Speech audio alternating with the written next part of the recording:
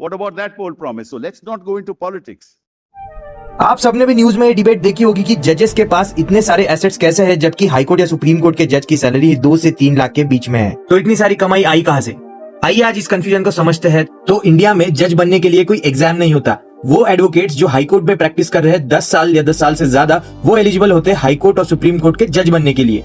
अगर आप sitting high court और सुप्रीम कोर्ट जजेस के जर्नी की एनालिसिस करेंगे तो आप पाएंगे कि सबसे पहले मैक्सिमम ऑफ द जजेस हुए थे designate as a senior advocate. Senior advocates act के अंडर एक डिस्टिंक्शन होता है, जब कोई स्पेशल नॉलेज या एक्सपीरियंस किसी एडवोकेट के पास आ जाता है तो सुप्रीम कोर्ट या हाई कोर्ट उसे डेजिग्नेट करती है as a senior advocate.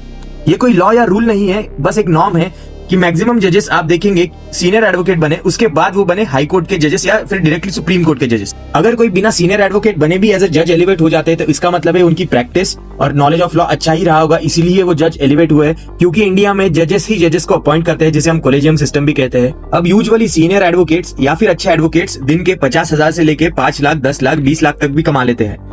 Legal profession में अगर आप एक अच्छे एडवोकेट है तो आपके पास पैसे ऑटोमेटिकली आते हैं, क्योंकि जाहिर सी बात है आप हाई कोर्ट में प्रैक्टिस कर रहे होते हैं तो नेचुरली आप फाइनेंशियली वेल सेटल होते हैं। आगे जाकर यही एडवोकेट्स 10-15 साल की प्रैक्टिस के बाद बन जाते हैं हाई कोर्ट या सुप्रीम कोर्ट के जजेस। अब बहुत से जजेस के पास इनहेरिटेड प्रॉपर्टी होते हैं, जैसे कि family land, ancestral houses, HUF assets, investment, ये सब उन्हें अपनी फैमिली से मिला होता है। और एक इंपॉर्टेंट सेफगार्ड जो लोग मिस कर जाते हैं कि जब आपका नाम रिकमेंड होता है एक जज बनने के लिए तो आपकी एक इंटेलिजेंस ब्यूरो की डिटेल बैकग्राउंड चेक होती है।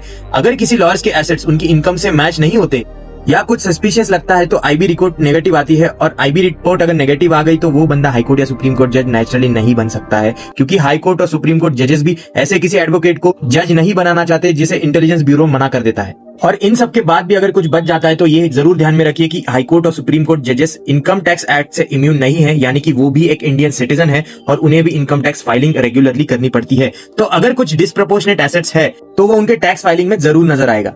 और एक बात, जस्टिस वर्मा के इंसिडेंट के बाद सुप्रीम कोर्ट जजेस की सारे एसेट्स की लिस्ट आपको सुप्रीम कोर्ट की वेबसाइट पे मिल जाएगी। This shows transparency and accountability of our judicial system.